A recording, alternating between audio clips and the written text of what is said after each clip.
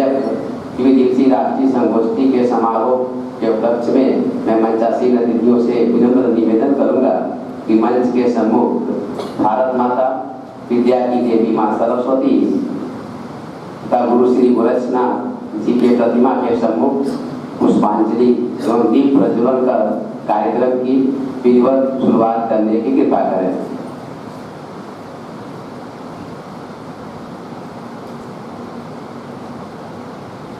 आज के हमारे मंचासीन अतिथियों द्वारा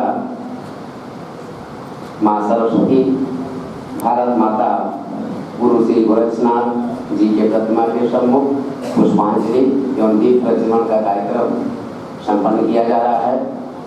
साथ ही साथ मंच के दूसरी तरफ राष्ट्रसंत ब्रह्मलीन महंत अवैधनाथ जी महाराज, युग पुरुष ब्रह्मलीन महंत विजयनाथ जी महाराज एवं हिंदुआ सूरी महाराणा प्रताप जी के प्रतिमा के सम्मुख पुष्पांजलि का कार्यक्रम की विधिवत शुरुआत करने की कृपा करें।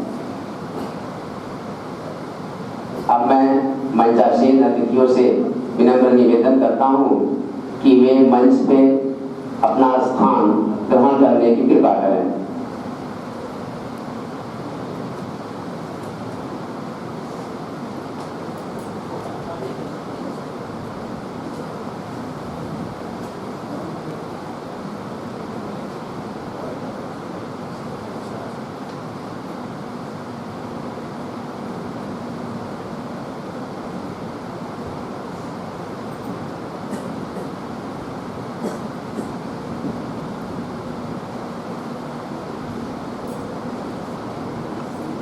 कार्यक्रम को आगे बढ़ाते हुए मैं मां सरस्वती वंदना हेतु महाविद्यालय की छात्राएं अल्पना, निकिता, रिया, प्रियंका और अंजलि को सादर मंच पर आमंत्रित करता हूं।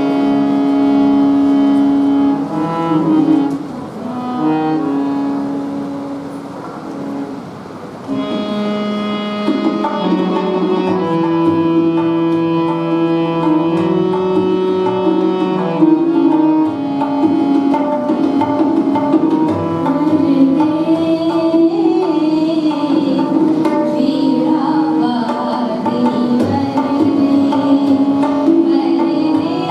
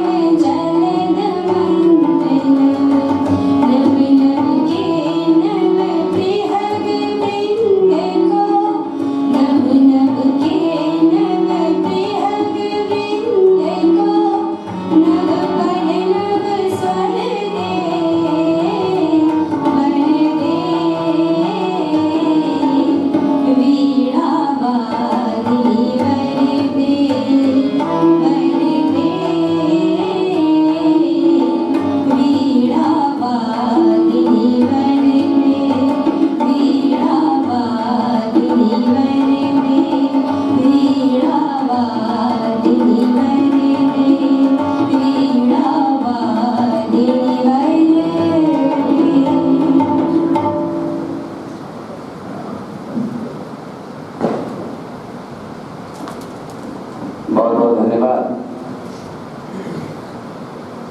आज के इस समारोह कार्यक्रम में कार्यक्रम अध्यक्ष के रूप में प्रोफेसर सदानंद गुप्त जी, पूर्व प्रोफेसर दीनदयाल उपाध्याय, गोरखपुर विश्वविद्यालय गोरखपुर, हिंदी विभाग, हम सभी के बीच सादर उपस्थित हैं। आप हिंदी जगत के जाने माने ख्याति लब्ध साहित्यकारों में से एक हैं। पूर्व कार्यकारी अध्यक्ष, उत्तर प्रदेश हिंदी संस्थान लखनऊ के महत्वपूर्ण दायित्व का कुशल निर्वहन आपके द्वारा किया गया है। पूर्व संयोजक हिंदी विभाग समिति के बिरला फाउंडेशन नई दिल्ली के महत्वपूर्ण दायित्व का भी कुशल निर्वहन आपके द्वारा किया गया है।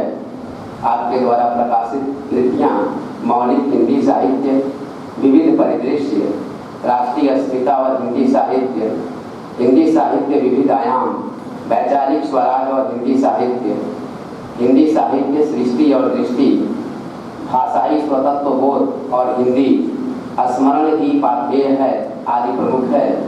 आपके द्वारा संपादित कृतियाँ संस्कृत का कल्पतरु कल्याण, सुमित्रा नंदन पंत, आचार्य रामचंद्र शुक्ल, निर्मल वर्मा का रचना संसार, अज्ञेय सृजन के आयाम, राष्ट्रसंत महंत अवैधनाथ जी, संस्कृत संवाद, नाथपंथ साधना और साहित्य आदि प्रमुख है।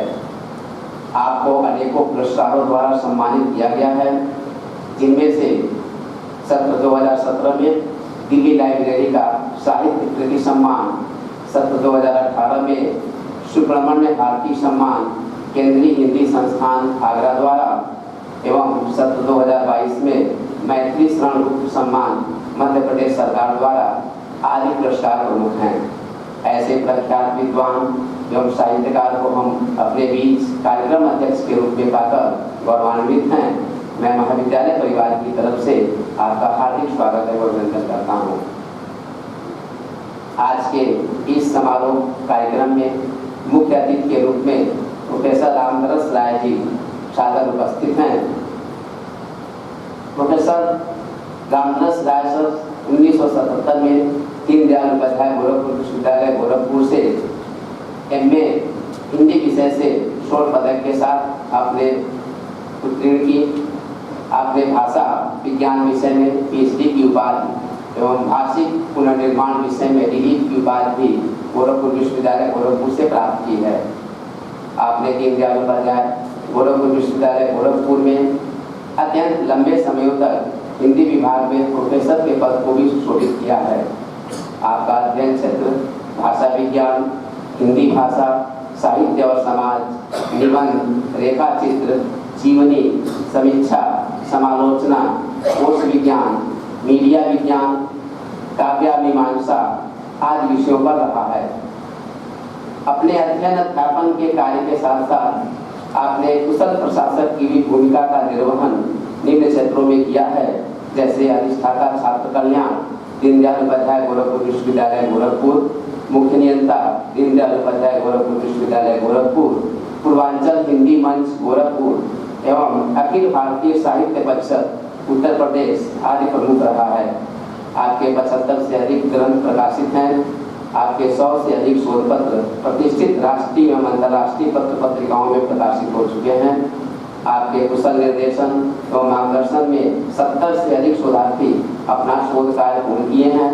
आपने 300 से अधिक राष्ट्रीय एवं अंतर्राष्ट्रीय संगोष्ठी में सहभाग किया है। आपने 3 विश्व हिंदी सम्मेलनों में भी सहभाग किया है। आपके विशिष्ट लेखनों में पुंडरी प्रहरी, समवामी युगे युगे, मृणाल मंगला, कहत कबीर, हिंदी की विश्व भूमिका, मानव हिंदी व्याकरण, संपूर्ण भाषा विज्ञान, हिंदी भाषा कोश, भोजपुरी कोश, मीडिया कोश, शोध विज्ञान, पूर्वांचल का साहित्य इतिहास, पंथ का सत्यकाम, मध्ययुगीन राग विराग, आधुनिक हिंदी कविता में पौराणिक संदर्भ, छायावादी काव्य भाषा, भारत के 100 महापुरुष, निबंध सागर, आचार्य त्रिपाठी ग्रंथावली, गुरु गोरक्षनाथ ग्रंथावली, योग विज्ञान और नाथ योग आदि प्रमुख रहा है। आपके द्वारा शब्द पुरुष, भोजपुरी पुरुष, आलोचना पुरुष, काव्य पुरुष, भाषा पुरुष, योग पुरुष, मीडिया भूमि, शोध संहिता, सरयू के स्वर आदि ग्रंथों का प्रधान संपादक भी आपके द्वारा किया गया है। ऐसे प्रख्यात विद्वान को हम सभी मुख्य अतिथि के रूप में पाकर गौरवान्वित हैं। मैं महाविद्यालय परिवार की तरफ से आपका भी हार्दिक स्वागत करता हूँ। आज के इस समारोह कार्यक्रम में विशिष्ट अतिथि के रूप में डॉक्टर अरिमर्दन कुमार त्रिपाठी जी सादर उपस्थित हैं। वर्तमान में आप अनुसंधान एवं भाषा विकास विभाग केंद्रीय हिंदी संस्थान आगरा में विभागाध्यक्ष के पद को सुशोभित कर रहे हैं। आपकी रुचि का क्षेत्र पोस्ट टैगिंग, पोस्ट प्रबंधन, मशीनी अनुवाद, कंप्यूटेशनल लेक्सिकोग्राफी, सूचना की पुनर्प्राप्ति, प्रवचन विश्लेषण, एनाफोरा रिजोल्यूशन, भाषा दस्तावेजीकरण आदि है। उपरोक्त क्षेत्रों में आपका 15 वर्षों का अनुभव है। माइक्रोसॉफ्ट इंडिया में अनुवादक और मूल्यांकनकर्ता की भूमिका, केंद्रीय भारतीय भाषा संस्थान मैसूर में भाषा विशेषज्ञ एवं वरिष्ठ अनुसंधान सहयोगी की भूमिका, नॉर्थ ईस्टर्न हिल यूनिवर्सिटी शिलोंग में कंप्यूटेशनल भाषाविद की भूमिका, विश्व भारती शांति निकेतन में संकाय सदस्य की भूमिका आदि का कुशल निर्वहन एवं कुशल प्रबंधन आपके द्वारा किया गया है। आपने अनेकों अनुसंधान, संसाधन और परियोजना योगदान के क्षेत्र में अपनी महत्वपूर्ण भूमिका का निर्वहन किया है। शैक्षणिक विकास के अनेक क्षेत्रों में अपनी महत्वपूर्ण भूमिका का निर्वहन आपके द्वारा किया गया है। आपने देश एवं विदेश स्तर पर अनेकों वर्कशॉप एवं सेमिनार में समन्वय की भूमिका का भी कुशल निर्वहन किया है। देश के अनेक प्रतिष्ठित विश्वविद्यालयों में आपने अतिथि व्याख्याता का भी कार्य किया है। आपके 5 दर्जन से अधिक शोध पत्र प्रतिष्ठित पत्र पत्रिकाओं में प्रकाशित हैं। आपने कुल 19 किताबों का कुशल लेखन कार्य भी किया है। प्रशासनिक स्तर पर आप अनेकों प्रोजेक्टों में इंचार्ज की भूमिका का भी निर्वहन आपके द्वारा किया गया है। आप भारतीय भाषाई समाज एवं शिलांग अकादमिक सोसाइटी के आजीवन सदस्य भी हैं। भाषा मंथन चैरिटेबल ट्रस्ट में आप अध्यक्ष की भूमिका का भी निर्वहन कर चुके हैं। ऐसे प्रतिष्ठित विद्वान को विशिष्ट अतिथि के रूप में पाकर हम सभी गौरवान्वित हैं। मैं महाविद्यालय परिवार की तरफ से आपका भी हार्दिक स्वागत अभिनंदन करता हूँ। अब मैं महाविद्यालय के यशस्वी प्राचार्य डॉक्टर प्रदीप कुमार राव से सादर आमंत्रित करता हूँ कि आज के हमारे कार्यक्रम अध्यक्ष प्रोफेसर सदानंद प्रसाद गुप्त जी को महाविद्यालय प्रकाशन की पुस्तकें एवं स्मृति चिन्ह भेंट कर उनका सम्मान करने की कृपा करें। आज के इस कार्यक्रम में कार्यक्रम अध्यक्ष प्रोफेसर सदानंद प्रसाद गुप्त जी को महाविद्यालय प्रकाशन की पुस्तकें और स्मृति चिन्ह भेंट कर स्वागत करने की कृपा करें। इसी क्रम में आज के मुख्य अतिथि प्रोफेसर रामदास राय सर को स्मृति चिन्ह और महाविद्यालय प्रकाशन की पुस्तकें भेंट कर महाविद्यालय परिवार की तरफ से स्वागत करने की कृपा करें। स्वागत के इसी क्रम में आज के इस कार्यक्रम के विशिष्ट अतिथि डॉक्टर अरिमर्दन कुमार त्रिपाठी सर को स्मृति चिन्ह और महाविद्यालय प्रकाशन की पुस्तकें भेंट कर महाविद्यालय परिवार की तरफ से स्वागत करने की कृपा करें। स्वागत के उपरांत अब मैं कार्यक्रम को आगे बढ़ाते हुए इस राष्ट्रीय संगोष्ठी के प्रतिवेदन एवं आभार हेतु मैं डॉक्टर आरती सिंह, संयोजक आयोजक सचिव राष्ट्रीय संगोष्ठी को मैं सादर मंच पर आमंत्रित करता हूँ। डॉक्टर आरती सिंह जी।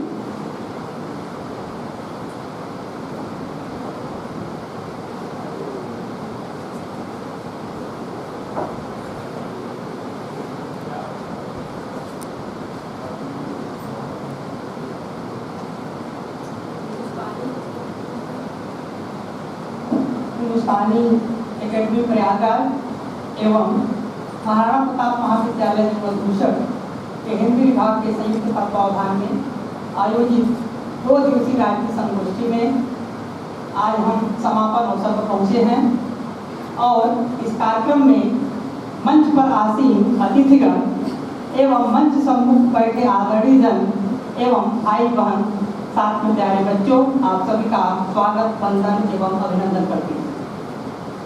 जैसा कि राष्ट्रीय संगोष्ठी राष्ट्रीय शिक्षा नीति भाषाई संदर्भ चुनौतियाँ एवं समाधान जैसा विषय मातृभाषा या भाषा को लेकर के निहायत ही ज्वलंत विषय है। इस विषय को विचारधारा बना करके जो राष्ट्रीय संगोष्ठी आयोजित की गई है, यह उद्घाटन से लेके 4 तकनीकी यात्रा करते हुए इसमें हम पहुंचे हैं समापन अवसर पर। इस बौद्धिक अनुष्ठान में हम सबने जो हस्तक्षेप किया है, जो सहभागी लिया है और उसके पश्चात जो विषयगत मंथन हुआ है, उस वैचारिक मंथन में मंथन करने वाले देश भर के कुछ महत्वपूर्ण विद्वान हैं, जिसमें उद्घाटन अवसर पर अध्यक्ष के रूप में प्रोफेसर रामदेव शुक्ल, आचार्य हिंदी विभाग, मुख्य अतिथि के रूप में प्रोफेसर जंग बहादुर पांडे, रांची विश्वविद्यालय, विशिष्ट अतिथि के रूप में प्रोफेसर धनजी प्रसाद, केंद्रीय हिंदी संस्थान दिल्ली ने अपने अपने विषयों का प्रख्यात विद्वान और इस विषय पर प्रकाश डाले हैं। हम सभी का ज्ञानवर्धन हुआ। साथ में अतिथि का स्वागत हमारे आदरणीय प्राचार्य जी ने किया है। प्रस्ताविकी मेरे द्वारा और संचालन हरिकेश जी के द्वारा हुआ है। इसी क्रम में प्रथम तकनीकी सत्र में अध्यक्ष के रूप में प्रोफेसर आर.डी. राय सर, पूर्व आचार्य हिंदी विभाग, दीनदयाल उपाध्याय गोरखपुर विश्वविद्यालय गोरखपुर, विषय विशेषज्ञ के रूप में डॉक्टर सर्वेश पांडे मऊ, प्रतिवेदन के रूप में डॉक्टर सारू श्रीवास्तव एवं संचालन करने वाले डॉक्टर वेंकट रमन पांडे जी, और इनके साथ 4 प्रतिभागियों ने शोध वाचन किया। इस तकनीकी सत्र को इन विद्वानों ने महत्वपूर्ण बनाया, बौद्धिक दृष्टि से प्रखर बनाया और हमारा ज्ञानवर्धन किया। इसी के साथ साथ द्वितीय तकनीकी सत्र में अध्यक्ष के रूप में प्रोफेसर राजवंत राव, पूर्व अध्यक्ष इतिहास विभाग, विषय विशेषज्ञ के रूप में प्रोफेसर दीपक प्रकाश त्यागी, पूर्व अध्यक्ष हिंदी विभाग, दीनदयाल उपाध्याय गोरखपुर विश्वविद्यालय गोरखपुर, प्रतिवेदन करने वाली श्रीमती शिवानी जी एवं संचालन किए हैं डॉक्टर सत्येंद्र नाथ शुक्ल जी, और इनके साथ 4 प्रतिभागियों ने शोध पत्र का वाचन किया और अपने अपने विषय की विशेषज्ञता को प्रस्तुत किया। इसी क्रम में तृतीय तकनीकी सत्र में जो आज 12 अक्टूबर को संपन्न हुआ है, अध्यक्ष के रूप में डॉक्टर सुशील कुमार पांडे साहित्यानु, पूर्व आचार्य सुल्तानपुर से, विषय विशेषज्ञ के रूप में प्रोफेसर सतीश दुबे, आचार्य हिंदी विभाग, दीनदयाल उपाध्याय गोरखपुर विश्वविद्यालय गोरखपुर, प्रतिवेदन के रूप में कार्य करने वाले डॉक्टर हनुमान प्रसाद उपाध्याय सर, और साथ ही संचालन की है डॉक्टर अर्चना गुप्ता जी ने। इसमें 2 शोध पत्र का वाचन किया गया। इसी क्रम में हम आज ही के दिन चतुर्थ तकनीकी सत्र संपन्न किए हैं, जिसमें अध्यक्ष के रूप में डॉक्टर आद्या प्रसाद द्विवेदी सर, पूर्व आचार्य बलिया के, विषय विशेषज्ञ प्रोफेसर अरविंद त्रिपाठी, पूर्व आचार्य दीनदयाल उपाध्याय गोरखपुर विश्वविद्यालय हिंदी विभाग, और प्रतिवेदन करने वाले सुश्री तान्या जी, और साथ ही में संचालन की है डॉक्टर अवंतिका पाठक जी। शोध पत्र का वाचन किए हैं डॉक्टर धनंजय मणि त्रिपाठी जी। इसी क्रम में आज हम इतनी यात्रा पूरी करते हुए हम पहुंच गए हैं समापन समारोह में, जिसमें अध्यक्ष के रूप में प्रोफेसर सदानंद प्रसाद गुप्त सर, पूर्व कार्यकारी अध्यक्ष हिंदी संस्थान लखनऊ, मुख्य अतिथि के रूप में प्रोफेसर रामदरस राय सर, पूर्व आचार्य हिंदी विभाग, दीनदयाल उपाध्याय गोरखपुर विश्वविद्यालय गोरखपुर, विशिष्ट अतिथि के रूप में डॉक्टर अरिमर्दन कुमार त्रिपाठी आगरा से, एवं प्रतिवेदन मैं स्वयं और संचालन के रूप में श्री विनय जी हमारे बीच उपस्थित हैं, और इस समापन सत्र का हम संचालन कर रहे हैं इस समय। जैसा कि इस यात्रा को हम यहाँ तक जब लेकर के पहुँचे हैं, तब राज्य शिक्षा नीति 2020 और उसका भाषाई संदर्भ और कितनी चुनौतियाँ आएंगी और उसका समाधान कैसे होगा, वह उद्घाटन से लेके 4 तकनीकी यात्रा करते हुए और जब हम समापन अवसर पर पहुँचे हैं, तो हमें भांति प्रकार की चुनौतियाँ भी मिली होंगी और उसकी समस्याओं का समाधान भी इसी मंच से मिला होगा। इसी क्रम में अगर हम देखें तो ज्ञान और आनंद, साहित्य ऐसी विधा है जो ज्ञान भी देता है और आनंद भी देता है और साथ ही में दिशा निर्देश भी देता है। तो इस संगोष्ठी में यह संगोष्ठी अपने विषय की कितनी सार्थकता पूरी की है और विषय का अपने आप में कितना सार्थक है और कितना प्रासंगिक है, विषय वस्तु आपको कितना मिला और विषय वस्तु इस मंच से कितना सार्थक हुआ, आपने क्या सीखा, क्या समझा, क्या चुनौतियां आई और क्या समाधान मिला, इन सब के आप सभी साक्षी हैं। सब लोगों ने सुना, सब लोगों ने अध्ययन किया, सब लोगों ने समझा, जाना और इसके बाद अब आपको जो मिला उसका प्रचार प्रसार करें, उसको आत्मसात करें, उसको आगे ले जाएं। इस संगोष्ठी में यह सिर्फ किसी एक का नहीं है, कॉलेज का कोई भी कार्य किसी एक का नहीं होता है, सबका होता है, पूरे महाविद्यालय का होता है। तो ऐसे में मैं इस संगोष्ठी में आने वाले जो चले गए हैं उनका भी, जो इस समय वर्तमान में उपस्थित है हमारे बीच, उनका भी हृदय से स्वागत, वंदन, अभिनंदन के साथ आभार करती हूँ। इसके साथ साथ मैं आदरणीय प्राचार्य जी का भी अभिनंदन भी करती हूँ, साथ में आभार व्यक्त करती हूँ कि उनके सहमति से, स्वीकृति से यह कार्यक्रम हम कर पाए हैं। आदरणीय प्राचार्य जी के साथ हमारी पूरी टीम काम करती है, शिक्षक मित्रों की पूरी टीम काम करती है और उन शिक्षक मित्रों में भाइयों और बहनों का मैं हृदय से स्वागत एवं आभार व्यक्त करती हूँ। इसी के साथ साथ महाविद्यालय के मस्तिष्क कहे जाने वाले, क्योंकि सारी टेक्नोलॉजी हमारे महाविद्यालय के कार्यालय में अर्थात कंप्यूटर विभाग में है, उन मस्तिष्क को मैं नमन करती हूँ जिन्होंने प्रति क्षण क्षण में परिवर्तन किया, क्षण क्षण में काम किया, क्षण क्षण में अग्रसरता दिखाया। तो उनको भी मैं उनकी टीम को, उन मस्तिष्कों को मैं नमन करती हूँ और साथ में उनके सहयोग के लिए मैं हृदय से स्वागत करती हूँ और उनका आभार भी हृदय से व्यक्त करती हूँ। इसी के साथ साथ प्रत्यक्ष रूप से, अप्रत्यक्ष रूप से जिसने भी इस कार्यक्रम में सहयोग किया है, जिनके सहयोग से यह कार्यक्रम संचालित हुआ है, उन सभी का मैं हृदय से आभार व्यक्त करती हूँ। हार्दिक आभार, हार्दिक स्वागत, क्योंकि हमारे बीच यहाँ पर नहीं है, हमारे अनुज डॉक्टर सलील पांडे जी हैं, वो रामायण विश्वविद्यालय में चले गए हैं। उन्होंने भी मेरा इसके प्रक्रिया से लेकर के काफी मदद किया है। उनका वो है नहीं, लेकिन फिर भी मैं उनका नाम लेना आवश्यक समझ रही हूँ और मैं उनका आभार व्यक्त करती हूँ। सभी जो छूटे हैं, जो हैं, जो प्रत्यक्ष हैं, जो अप्रत्यक्ष हैं, जो मेरे स्मरण में हैं, जो मेरे विस्मरण में हैं, सबका मैं इस मंच से, इस कार्यक्रम के अगुआ के रूप में या जिस भी रूप में आप कह लीजिए, मैं सबका हृदय से आभार, स्वागत, वंदन, अभिनंदन करती हूँ और आशा करती हूँ कि भविष्य में हमारे साथ एकजुट बना करके ऐसे ही हम सब कार्य करते रहें। बहुत बहुत धन्यवाद।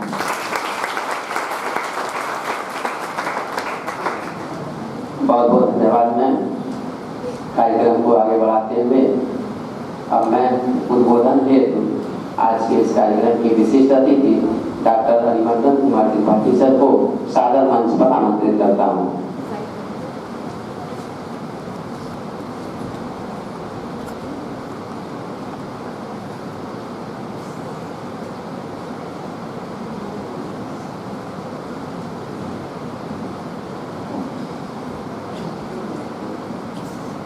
सम्मानित मंच की अध्यक्षता कर रहे आदरणीय प्रोफेसर सदानंद गुप्ता जी, साथ में मुख्य अतिथि के रूप में आरडी राय जी, हमारे मित्र डॉक्टर आरती सिंह जी और संचालन कर रहे विनय जी, मंच में सामने बैठे विद्वजन, इस महाविद्यालय के अध्यापक और अध्यापकों और छात्र मित्रों, सबसे पहले मैं धन्यवाद दूंगा। पहली बार गोरखपुर के किसी कार्यक्रम में बुलाया गया है आदरणीय प्राचार्य जी को और आरती सिंह जी को।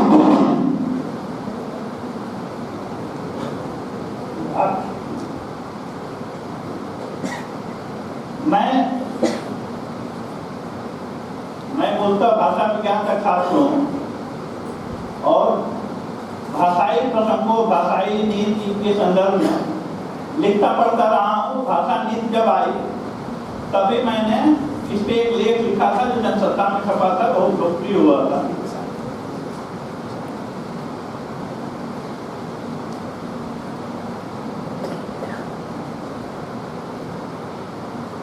भाषा नीति पे 2 दिन के कार्यक्रम के समापन सत्र में बोलने की अपनी चुनौती है, सारी बातें कही जा चुकी होंगी। मैं अपने कम समय में कुछ बातें रखना चाहूँगा। वो बातें मेरी अपनी समझ है, इसलिए समझ है कि देश भर के संस्थानों में काम करते हुए भाषा के लोगों से, भाषा के प्रशासकों से, IAS अधिकारियों से, प्रिंसिपलों से मिलने के बाद जो भाषा की समझ पहुँचती है, उसी के बारे में कुछ बात रखेंगे हम। सबसे पहले भाषा नीति जो आई, वह मेरी नजर में पहली ऐसी नीति है, राष्ट्रीय शिक्षा नीति है, जिसमें भाषाओं पे जितनी इज्जत की जानी चाहिए उतनी इज्जत दी गई।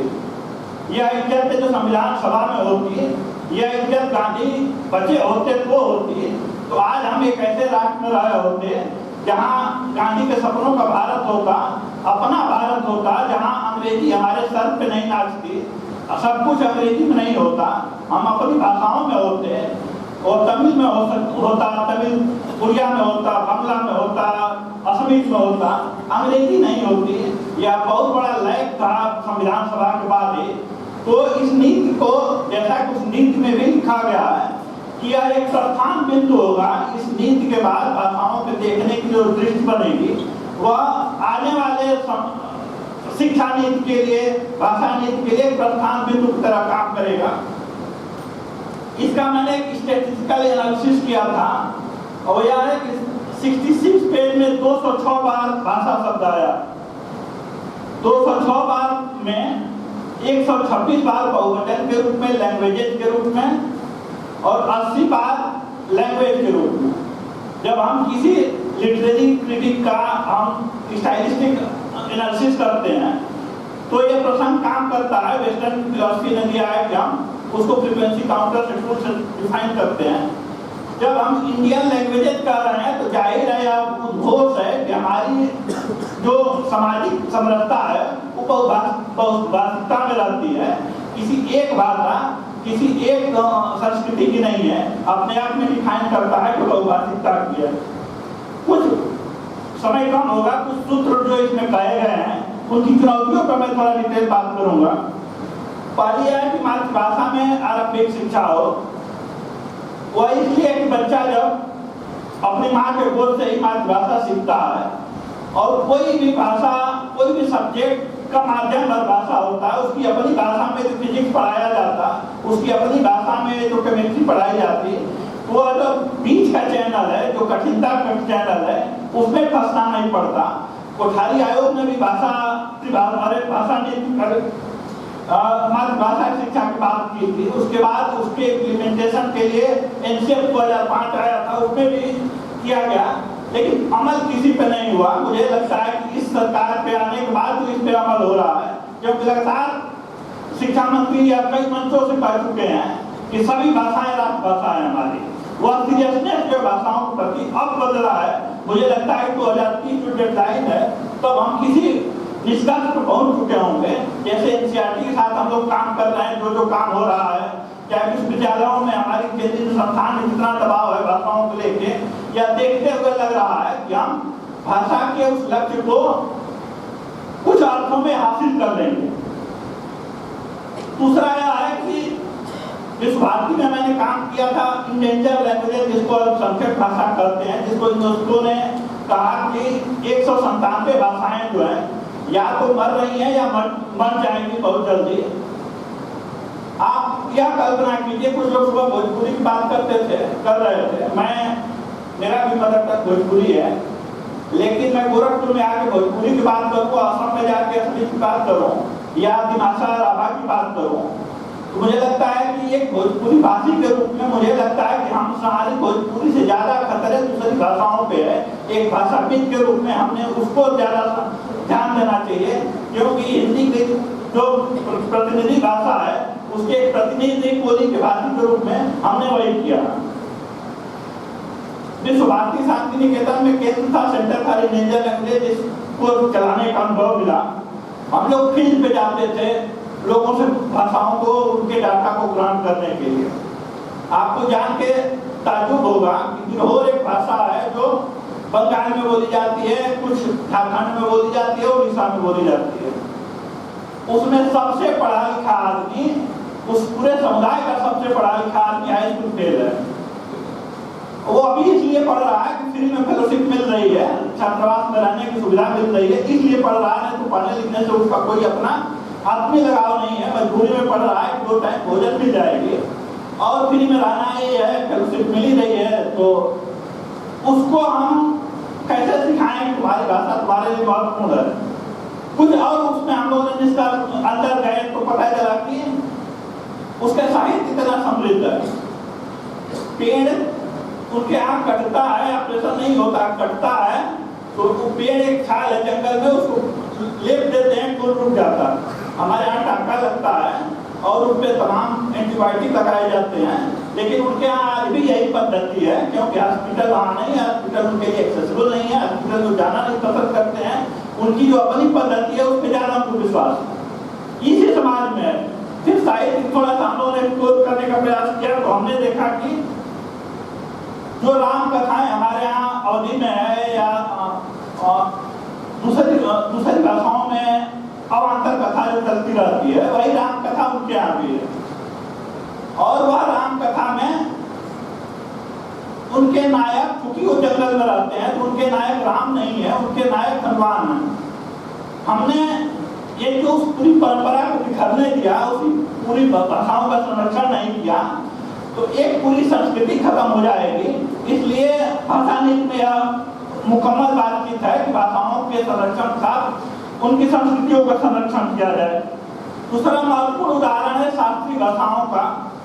आपको पता है कि कांग्रेस सरकार में सबसे पहले तमिल को शास्त्रीय भाषाओं का दर्जा दिया गया था और वह वही पूर्वी संधि थी जो करुणानिधि और मनमोहन सिंह के बीच में पैक्ट हुआ। वो यह कि गठबंधन बना रहे, जो कमेटी बनी थी उसने सबसे पहले संस्कृत का नाम दिया था, लेकिन वो गठबंधन बचाने के लिए उस सरकार को फिर 2014 के बाद भी आए वो बनाए रखने के लिए सबसे पहले संस्कृत को शास्त्रीय भाषा का दर्जा दिया गया। बाद में अब तो 11 भाषाएं हैं, उसके बाद संस्कृत को दिया गया।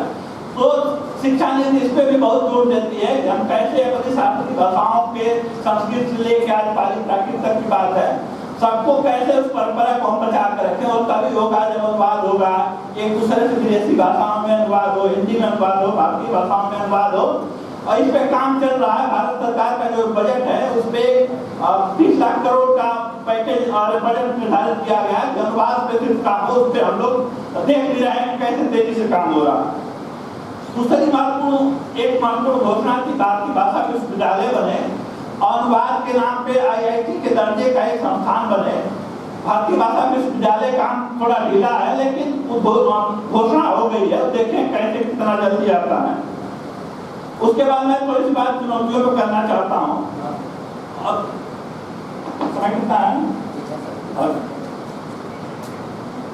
जब मैं यह कह रहा था कि मातृभाषाओं पे बात काम होना चाहिए, मातृभाषी बच्चों को पढ़ाया जाना चाहिए, मुझे एक प्रसंग याद आ रहा है जो यहाँ मैं जोड़ना चाहता हूँ। असम में एक कार्यक्रम था और देश भर के लिंग्विस्ट जुटे थे और सब लोग अपनी मातृभाषा असम में जान तो चुका रहा हूँ। नॉर्थ ईस्ट का जो पूरा क्षेत्र है वो भाषा ही जाती है, जैसे जितनी ट्राइबल है उनकी वही भाषा है। वो जातीय अस्मिता इतना मुखर है कि बंदूक उठाने तक की बात होती है अपनी भाषा और संस्कृति बचाने के लिए। ऐसे जंक्शन पॉइंट पे सेमिनार होगा जहाँ सब लोग जब अपने बड़े बड़े लिंग्विस्ट अपनी बात करके चले गए या कर लिए तो बीच में से एक बच्चा उठा और कहा कि आप लोग हम लोगों को पिछड़े बनाए रखने के लिए एक नई साजिश लेके आए हैं कि आप कह रहे हैं कि आप मातृभाषा में शिक्षा दीजिए।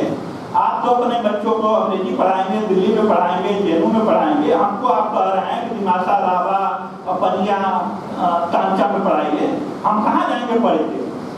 ऐसे समय यह नीति आ कर रही है कि आप मातृभाषा में पढ़ाइए।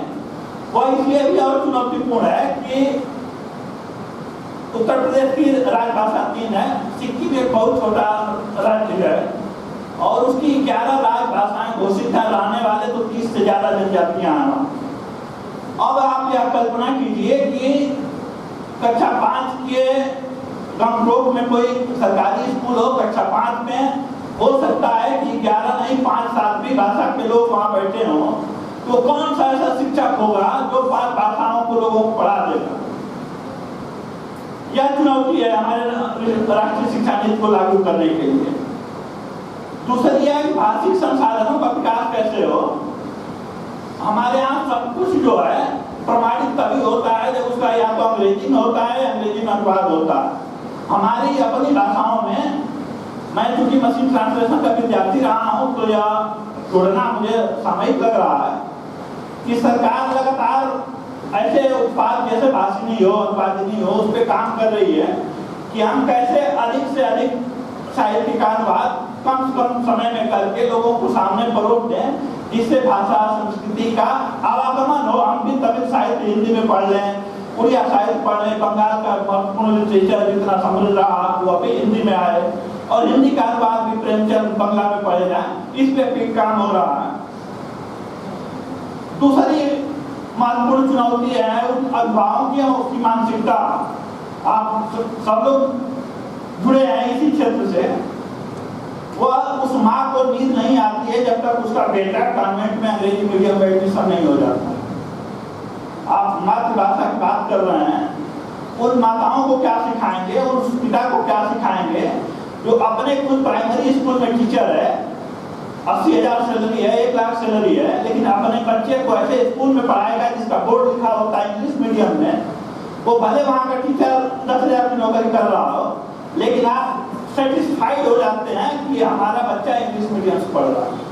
उसकी पेडागोजी पे क्या बात कर रहा है, शिक्षण शास्त्र की ट्रेनिंग क्या हुई है, शिक्षा मनोविज्ञान कितना पढ़ा है, इससे कोई फर्क नहीं पड़ता। फर्क इससे पड़ता है कि हमारा बेटा अंग्रेजी मीडियम में पढ़ रहा है। अंग्रेजी मीडियम होने का मतलब वो उसे क्लियर बन जाएगा, वो आदमी बने, पहले अपनी भाषा पढ़ के पहले एक मनुष्य बने।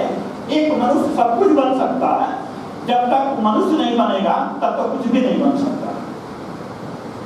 दूसरी एक चुनौती सुबह के सत्र में भी चर्चा हुई है, भाषाई राजनीति की। मुझे याद रहा करुणानिधि जब जिंदा थे, उन्होंने कहा था किसी प्रसंग में कि शंकराचार्य गए थे वहां, उन्होंने कहा कि देव भाषा संस्कृत है, उसको हर जगह बोला जाना चाहिए। दूसरे दिन पत्रकारों ने पूछा कि शंकराचार्य आप कब गए, आपकी क्या प्रतिक्रिया है? उन्होंने मन से घोषणा की थी कि ऐसे देवता जो तमिल नहीं जानते हैं, तमिलनाडु में मत रहे, तमिलनाडु से बाहर रहे। हमारी अस्मिताई राजनीति या हमारे राजनीति का यह स्तर है कि हम देवताओं को भी अपनी मातृभाषा सिखाने या उसके प्रभाव के लिए आ रहे हैं। हम आदमी से ज्यादा उस पूरी मतलब सनातन परंपरा को भी गाली देने के लिए तैयार हैं। अभी एक और उदाहरण दिया गया है महाराष्ट्र का, वहाँ हिंदी एक भाषा बन चुकी थी, अनिवार्य भाषा 3 भाषाओं में। वह कैसे फिर से बनाना पड़ा, यह भाषाई राजनीति है। भारत एक लोकतांत्रिक देश है और गठबंधनों की राजनीति में इतने कंप्रोमाइज हर स्तर पे करने पड़ रहे हैं कि सरकार को वापस लेना पड़ा। अब हिंदी वहां भी वैकल्पिक भाषा बन गई। एक महत्वपूर्ण चुनौती तो भाषा फार्मूला की लगती है मुझे, त्रिभाषा फार्मूला हमारे यहाँ लागू होगा तो क्या होगा? एक अंग्रेजी हिंदी भोजपुरी, चाहे साउथ में होगा तो अंग्रेजी हिंदी, या दूसरी कोई भाषा तमिल। या सबसे बड़ी रिक्तता हमारे यहाँ की हम भाषा कितनी है, आज भी 1911 के क्रिएशन के सर्वे से कोट करते हैं। हमारे पास आज के डेट में आधिकारिक डाटा नहीं है कि हमारी कितनी अपनी मातृभाषा है, कौन किस अवस्था में है। ये अभी हम 100 साल पहले का डाटा लेते हैं। मेघालय वाली जो पद्धति थी, उसको भाषाओं के तुष्टिकरण की जो राजनीति बनी रही, वह कैसे हिंदी पट्टी देन है। क्रिएशन का ही दिया गया शब्द है हिंदी पे, जिसका मुझे लगता है कि हिंदी में रामविलास शर्मा ने बात किया हिंदी पट्टी, और हिंदी पट्टी ऐसे शिथिल हो गई कि उसकी भाषाओं का कोई स्कोप नहीं है। अब त्रिभाषा फार्मूला को लागू करने के लिए तो बहुत संत की भूमिका होते हैं। कहते हैं ना कि हिंदी पट्टी के लोग तमिल भी सीख लें तब सामाजिकता बढ़ेगी, हम उत्तर दक्षिण मिल जाएंगे। अरे भाई, हम भोजपुरी सीखे हैं बचपन से, हिंदी हमने अलग से सीखा। वह जो संघर्ष है भोजपुरी से, हम लिंग्विस्टिक के आदमी हैं, हैदराबाद यूनिवर्सिटी के मैं लेक्चर देने गया था। मेरे जो एग्जाम्पल मैंने दिया था वहाँ के प्रोफेसर ने छाट दिया कि जो आगरा या मेरठ के लोग हिंदी बोलते हैं वो प्रमाणिक है, आप बनारस वाले लोग हैं, आपकी हिंदी प्रमाणिक नहीं है, भोजपुरी का फर्क पड़ेगा। तो हमारी हिंदी उनके किसी काम की नहीं। तो इसकी भाषा फार्मूला में या पूरे हिंदी पट्टी के साथ न्याय नहीं हो पाता है। आप एक बुंदेली आदमी को बैठा दीजिए, एक अवधी आदमी को आमने सामने बैठा दीजिए, दोनों एक दूसरे की बात समझ नहीं पाएंगे। वह अंतर राजस्थानी और भोजपुरी को बैठा दीजिए, उनके भी कम्युनिकेशन बैठ होगा। यह कहने के बावजूद ये सब हिंदी की बोलियां हैं। हिंदी की बोलियां हैं तो जैसे ही हम हिंदी पट्टी की चर्चा करते हैं, हिंदी की पूरी बोलियों का वर्चस्व खत्म हो जाता है। हम सिर्फ एक माने जाते हैं हिंदी भाषा, जबकि मातृभाषा जो सबसे सहज है, अपनी मातृभाषा। हमारे हमको जो बचपन में भोजपुरी में पढ़ाया गया होता तो हम और अच्छा करते, ज़्यादा सेटिस्फाइड होते। ऐसी तमाम चुनौतियां हैं जिस पे सरकार अकेले कुछ करके नहीं करेगी, हम सबको करना पड़ेगा। हम कैसे उसमें अपनी भूमिका अदा करते हैं, इससे कोई नीति सफल होती है। सिर्फ सरकार घोषणा कर दे और शिक्षण पद्धति बदल दे उससे नहीं होगा। हमको भी अपनी मानसिकता में बदलाव करना पड़ेगा। मुझे लगता है कि मैंने अपनी बात मोटा मोटी कर रखी है। मंच देने के लिए धन्यवाद।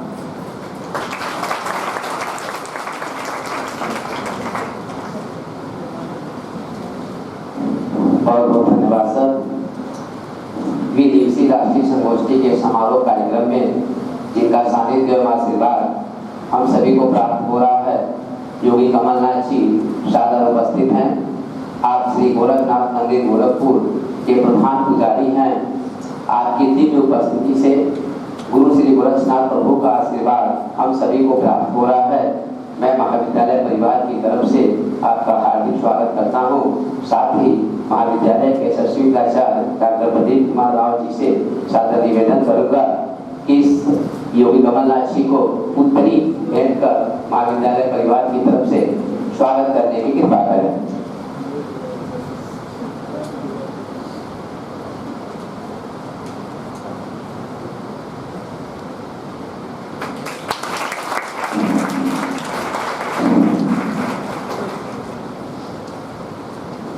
साथ ही साथ मंच के सम्मुख उपस्थित समस्त विद्वजन और विद्यार्थियों का भी मैं हार्दिक स्वागत एवं अभिनंदन करता हूँ।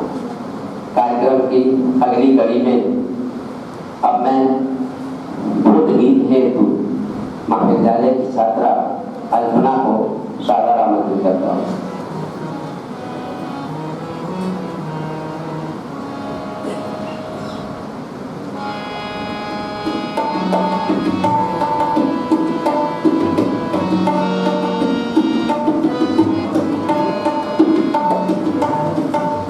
निर्माण न हो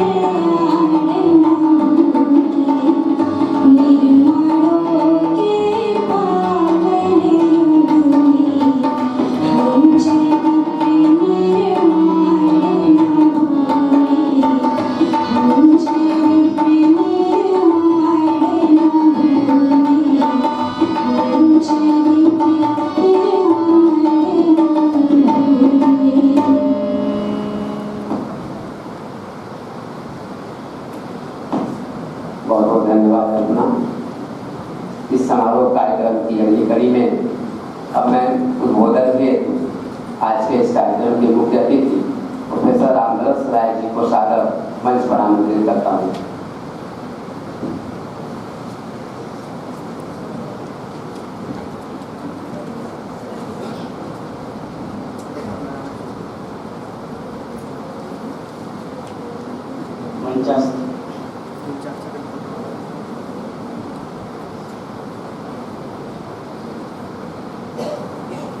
गुरु गोरक्षनाथ मंदिर के प्रधान अर्चक सत्य योगी कमलनाथ जी, मंच पर विराजमान मेरे अग्रज विद्वान साहित्यकार जो अध्यक्ष की भूमिका में आज हम सभी का मार्गदर्शन करेंगे, ऐसे आदरणीय प्रोफेसर सदानंद गौतम जी, विशिष्ट अतिथि के रूप में आगरा से पधारे हुए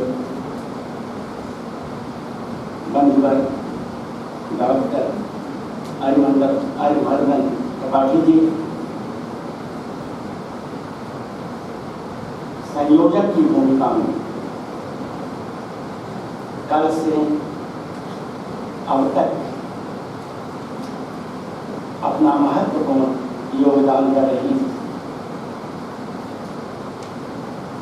मेरी शिष्या और हिंदी विभाग में अध्यक्षा नहीं अध्यक्ष डॉक्टर आरती सिंह जी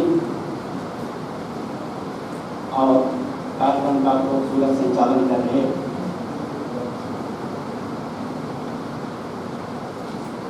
प्रियवर डॉक्टर विनय कुमार सिंह जी,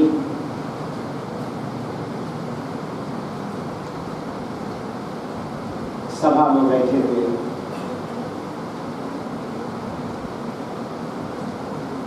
प्रियवर और इस महाविद्यालय के प्राचार्य डॉक्टर प्रदीप राव जी, विद्वान साहित्यकार आदरणीय डॉक्टर सुशील पांडे जी,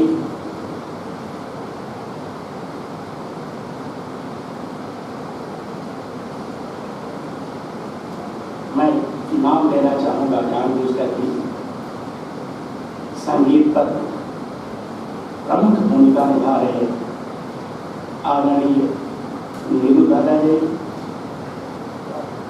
और उनके साथ सहयोग कर रहे एवं सभा में बैठे हुए सभी विद्वद्जन, शिक्षकगण और प्रिय छात्र छात्रा,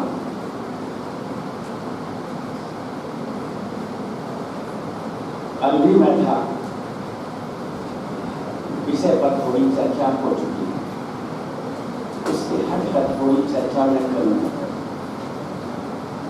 समय का तो दबाव रहता है, बातें बहुत लंबी रहती हैं, मगर उससे पहले कई बार ऐसा होता है कि मुख्य बात कहा जाता है, बाद में बातें आती हैं कि अमुक ने तो मुख्य बात से हटकर चर्चा की, ऐसा नहीं होता।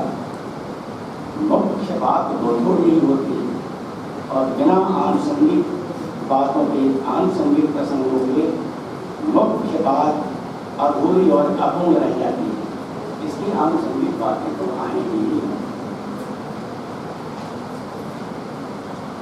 सचमुच पहले मैं प्रसन्नता व्यक्त करना चाहूँगा इस राष्ट्रीय संगोष्ठी के स्वरूप और सौंदर्य को लेकर। बहुत मन से, सुनियोजित ढंग से इस राष्ट्रीय संगोष्ठी का स्वरूप हमारे सामने उभर कर आया। ऐसा इसलिए मैं कह रहा हूँ बहुत आना जाना होता है। मंच होता है, श्रोता नहीं होते। सभा में लोग बोलते नहीं, बीच में उठकर चले जाते हैं, आ गया कई तरह के व्यवधान आते हैं। लेकिन खैर यहाँ कई बार आना हुआ है, मगर मैं देख रहा हूँ अनुशासन के साथ सभी छात्र छात्राएं और आमंत्रित विद्वान भी बैठकर मंच को सुन रहे हैं, देख रहे हैं। इसके लिए विशेष रूप से मैं इस महाविद्यालय के प्राचार्य जी को, डॉक्टर कबीर राव जी को, संयोजक की भूमिका में अपना दायित्व निभा रहे हैं, डॉक्टर आरपी सिंह जी को, और इस महाविद्यालय के उन सभी शिक्षक बंधुओं को जो अपना सहयोग कर रहे हैं संचालन की भूमिका में या आभार ज्ञापन की भूमिका में, तमाम सारी भूमिकाओं में अपना दायित्व निभा रहे हैं। यह श्री राम सभागार है। राम के नाम पर, श्री राम के नाम पर यह सभागार है। राम के बारे में विषय कर्मयाओं का अधिकार में बताया मैंने कि आनुषंगिक बातें बड़े काम की होती है। श्री राम सभागार है। राम की पहचान, श्री राम की पहचान 3 रूपों में। राम, श्री राम शील, शक्ति और सौंदर्य के प्रतीक माने जाते हैं। शील का परिचय दिया श्री राम ने अयोध्या में, सौंदर्य का परिचय दिया श्री राम ने जनकपुरी में। सौंदर्य से जीता था जनकपुर को और शील से अयोध्या को जीता था, और शक्ति के आधार पर, शक्ति के बल पर उन्होंने लंका को जीता। आप यह राष्ट्रीय संगोष्ठी इसी अर्थ में मेरी दृष्टि में शील, शक्ति और सौंदर्य के प्रतीक के रूप में लक्षित हुई है। शील का परिचय इस महाविद्यालय के सभी छात्र छात्राओं ने दिया, शिक्षकों ने दिया।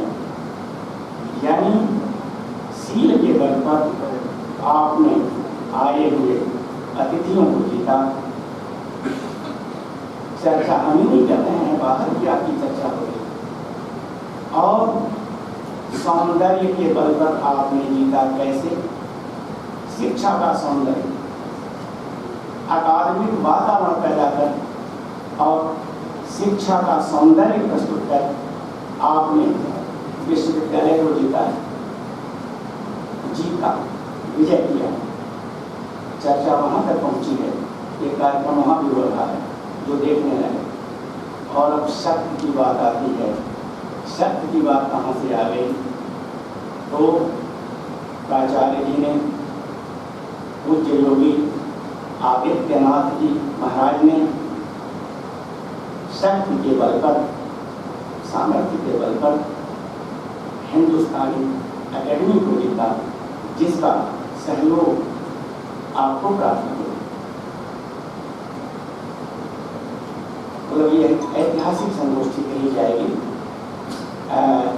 और खैर मेरे स्वभाव में भी है, खामियों का जिक्र मैं नहीं करता हूँ, लेकिन कोई खामी दिखलाई पड़े तब तो संकेत तो आता है, ऐसा कुछ नहीं। इसलिए इस कार्यक्रम से जुड़े, इस आयोजन से जुड़े सभी घटकों को मैं बधाई देना चाहता हूँ और ये संकेत भी देना चाहता हूँ। पिछले सत्रों में जो भी शोध पत्र पढ़े गए हैं या जो व्याख्यान यहाँ पर हुए हैं, अब तो सब आपने संग्रहित कर लिया होगा। उसको लेकर के कोई एक पुस्तक आनी चाहिए, क्योंकि अच्छी बातें हुई हैं और यह बात जब पुस्तक का आकार ले लेगी यह बात, ये सारा कार्यक्रम, तो वह संदेश दूर कर जाएगा। राष्ट्रीय शिक्षा नीति पर पुनः बात मैं नहीं करूँगा, क्योंकि बात आ रही है, बार बार आ रही है। भाषा और मातृभाषा को लेकर थोड़ी चर्चा। कल से ही मेरे मन में यह ध्वनि, यहाँ आने से पहले भी द्वंद्व बना हुआ था और आज भी मातृभाषा को लेकर हम सभी संकट का अनुभव कर रहे हैं। इसे हम मातृभाषा समझ रहे हैं, इसको सामने रखकर यह जो शीर्षक निर्धारित हुआ है, मातृभाषा जैसा पद आया हुआ है, क्या है उसमें? एक तरफ तो राष्ट्रीय शिक्षा नीति में जो बात कही गई है, मातृभाषा पर जोर दिया गया है, तीसरी कक्षा तक, 5वीं कक्षा तक, 8वीं कक्षा तक मातृभाषा में शिक्षण कार्य किया जाए। ये केवल उत्तर प्रदेश के लिए नहीं है, पूरे देश के लिए। और पूरे देश में जो अधिकृत अब मातृभाषा जो उसको कहेंगे, अधिकृत जो भाषाएं हैं, राष्ट्रीय भाषाएं हैं, सभी राष्ट्रभाषाएं हैं, 22 हैं। 22 को अलावे उसके एक एक प्रांत में बहुत सी उपभाषाएं हैं, बोलियां हैं, बहुत सारी हैं, उनकी गणना नहीं की जा सकती। आंकड़े जो आते हैं वे काल्पनिक भी होते हैं। जब ये बात है कि 4 कोश पर भाषा क्या है, पानी बदल है, 8 कोश पर पानी। आज इसको उलट करके भी लोगों ने कहा कि नहीं, कोश पर पानी बदल। तो ये सच है, इसलिए वो गणना कर पाना बड़ा मुश्किल है। हम किस मातृभाषा की बात कर रहे हैं? अभी डॉक्टर त्रिपाठी जी ने वो बात थोड़ी सी उठाई, क्योंकि अनौपचारिक रूप से कुछ बातचीत हम लोग कर रहे थे इसके पहले। भोजपुरी को क्योंकि संचय के हम लोग मातृभाषा मान लें और उसमें आग्रह बना बैठे हैं कि भोजपुरी में ही सब कुछ होना चाहिए, उसकी पढ़ाई होनी चाहिए आज। दूसरे इलाके में जब आप प्रवेश करेंगे तब क्या होगा? क्या आप यहाँ रहते हुए पैदा तो हुए यहाँ भूगोल की दृष्टि से भोजपुरी परिक्षेत्र में, मगर पढ़ाई के सिलसिले में दूसरे परिक्षेत्र में चले गए, खुद ही हम लोगों के साथ होगा। पैदा हुआ मैं भोजपुरी क्षेत्र में और पढ़ाई के लिए, प्राथमिक पढ़ाई के लिए जहाँ से पांडे जी आए हुए हैं, काफी कुछ चला गया था। तो वो दूसरा क्षेत्र हुआ, अवध का क्षेत्र हुआ, अवधि का वहाँ पर असर होगा। और फिर आरंभिक नौकरी के सिलसिले में फैजाबाद गया, अयोध्या नाम हो गया है, साकेत में था अवध क्षेत्र। यानी खुद मेरे ऊपर भोजपुरी का भी असर, अवधि का भी असर और देश भर में आने जाने का जो मौका मिलता है वो संकट का कार्य है। आशय या संकेत राष्ट्रीय शिक्षा नीति का यह नहीं है, तब तो बड़ा मुश्किल हो जाएगा। बहुत सारे लोग स्कूल खोलने पड़ेंगे इस तरह से हिंदी को लेकर के। आशय और संकेत हिंदी को लेकर के है, मातृभाषा हिंदी, क्योंकि देश ठीक है, भोजपुरी अंचल की भाषा भोजपुरी हुई, मातृभाषा भोजपुरी हुई, अवध अंचल की मातृभाषा अवधी हुई, मगर यहाँ देश की, अपने देश भारत देश की मातृभाषा की बात की जा रही है, की जानी चाहिए।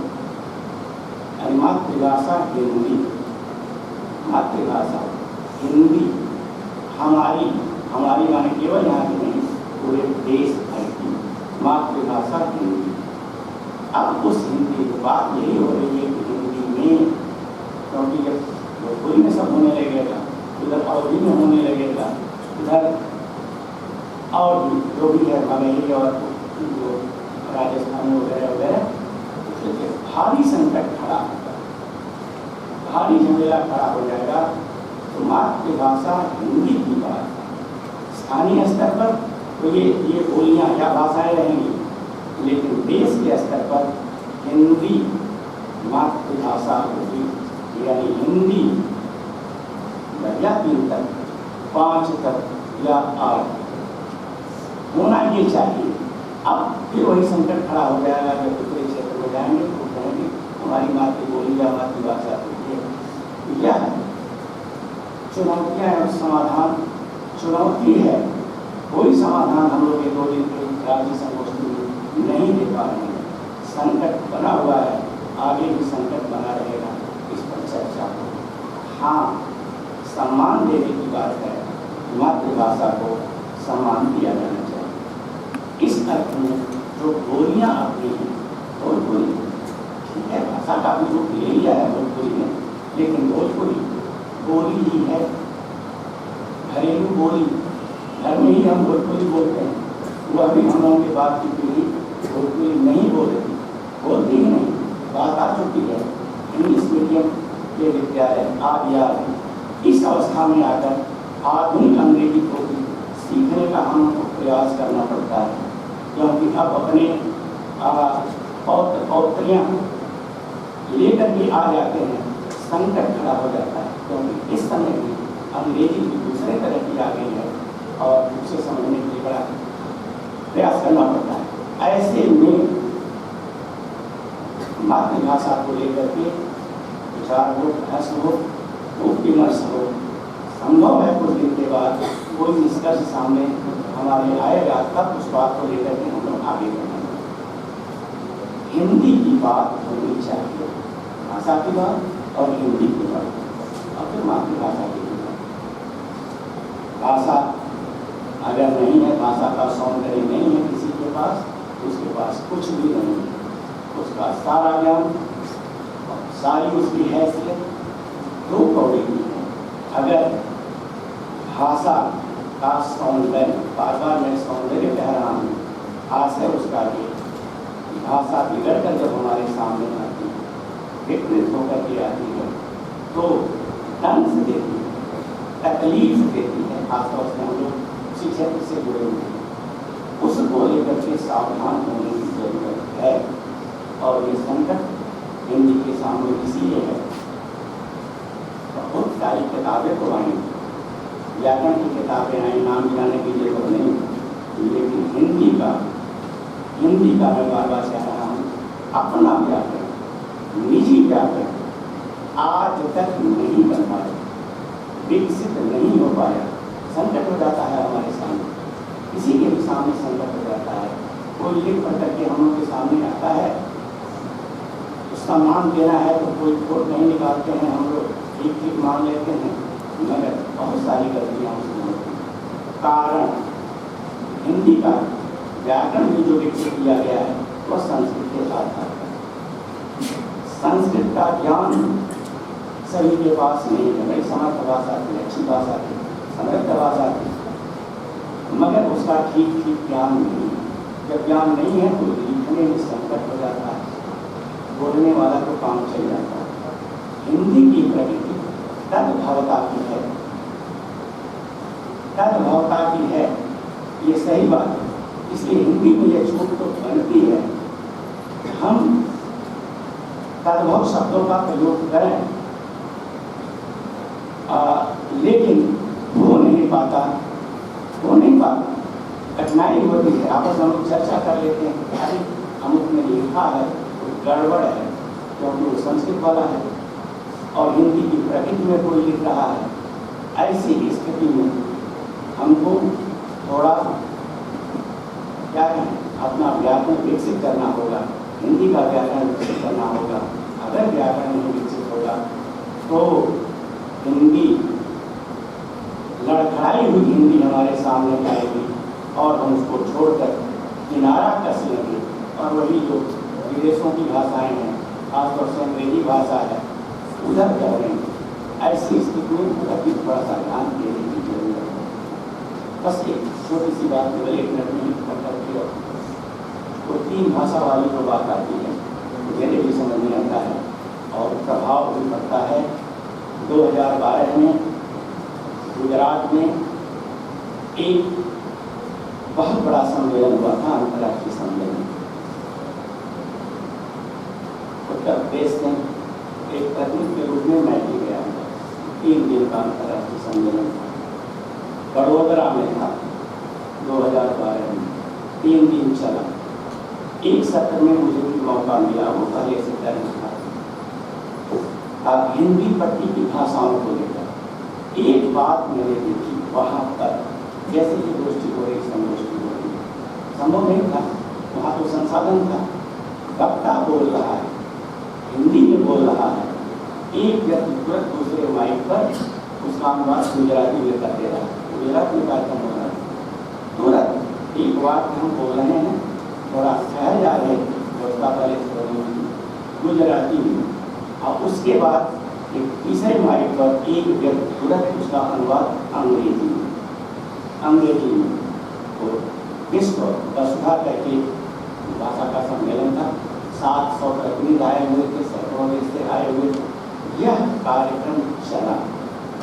अब यानी कि 3 भाषाओं का ज्ञान अब आवश्यक हो गया है। एक तो वही मातृभाषा हुआ, वहाँ है तो गुजरात, यहाँ है तो भोजपुरी, और अपने राष्ट्र की भाषा, उसको राष्ट्रभाषा कहते हैं, किसी देश की राष्ट्रभाषा हिंदी है, हिंदी का। और वो बात तो है, कल की बात में मैंने कहा था कि अंग्रेजी हटाओ भगाओ कोई हो क्या क्या, लेकिन अंतर्राष्ट्रीय संपर्क भाषा अंग्रेजी की है। भारत में संपर्क भाषा हिंदी है, काम चल जाएगा हर प्रांत में। अंतर्राष्ट्रीय संपर्क भाषा अंग्रेजी है। जानकारी रखनी पड़ेगी, लेकिन नहीं जानकारी है, अब शर्म करने की जरूरत नहीं है। अब तो आप आए हुए हैं आगरा से, तकनीक विकसित हो चुकी है, कोई संकट नहीं है। हम चाहे जिस भाषा में बात कर रहे हैं, आप जिस भाषा में उसको सुनना जानना चाहते हैं सुन सकते हैं। हिंदी के सामने बहुत सारी चुनौतियाँ हैं, मातृभाषा को लेकर के तो और सारा संकट, भारी संकट। लेकिन मैं जहाँ तक समझ सका, मातृभाषा पर जोर देने का जो राष्ट्रीय शिक्षा नीति 2020 का आशय है, उद्देश्य है, वह यही है कि हर प्रांत की जो प्रांतीय भाषाएं हैं, मातृभाषा उनको आप मान लें, उसका संरक्षण हो।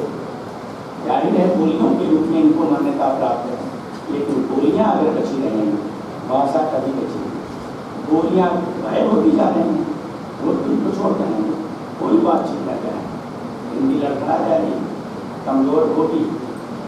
भोजपुरी ने हिंदी को शक्ति दे रखी है, बंटवारा करें, उसका वर्गीकरण करें, तो निकलेगा कि भोजपुरी के हर भाषाओं के हैं, लेकिन भोजपुरी के सब अधिक हैं हिंदी में। इसलिए मातृभाषा की भी रक्षा करनी है, राष्ट्रभाषा की भी रक्षा करनी है, और वैश्विक संपर्क के लिए विश्व की महत्वपूर्ण संपर्क भाषा से भी तालमेल बनाना होगा।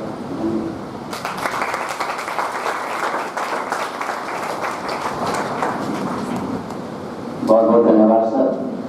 कार्यक्रम की अगली कड़ी में मैं संकल्प गीत हेतु महाविद्यालय की छात्राओं अल्पना, निकिता, रिया, प्रियंका और अंजलि को सादर आमंत्रित करता हूँ।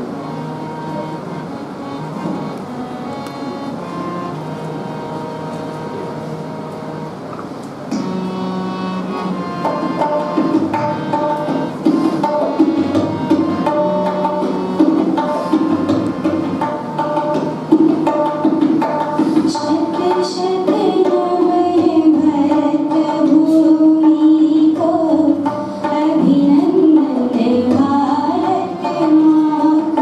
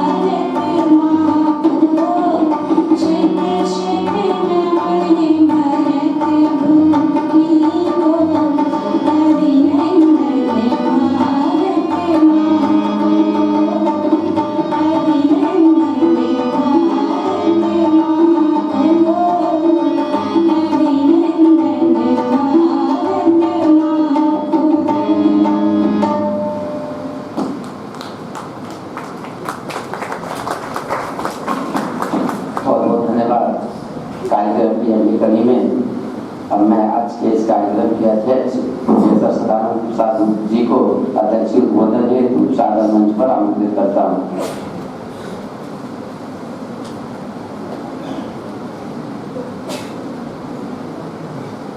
हिंदी विभाग महाराणा प्रताप महाविद्यालय भूषण एवं हिंदुस्तानी अकेडमी प्रयागराज उत्तर प्रदेश के संयुक्त तत्वावधान में राष्ट्रीय शिक्षा नीति भाषाई संदर्भ चुनौतियां एवं समाधान विषय पर आयोजित द्विदिवसीय राष्ट्रीय संगोष्ठी के समापन सत्र में जिनका हमें सानिध्य मिला है परम श्रद्धेय गोरखनाथ मंदिर के प्रधान अर्चक कमलनाथ जी, मुख्य अतिथि के रूप में हमारे मित्र प्रोफेसर रामदास राय जी, केंद्रीय हिंदी संस्थान आगरा से पधारे हरिवर्धन त्रिपाठी जी, कार्यक्रम के संयोजन का दायित्व जिन्होंने अपने कंधों पर लिया डॉक्टर आरती सिंह जी तथा मंच का संचालन कर रहे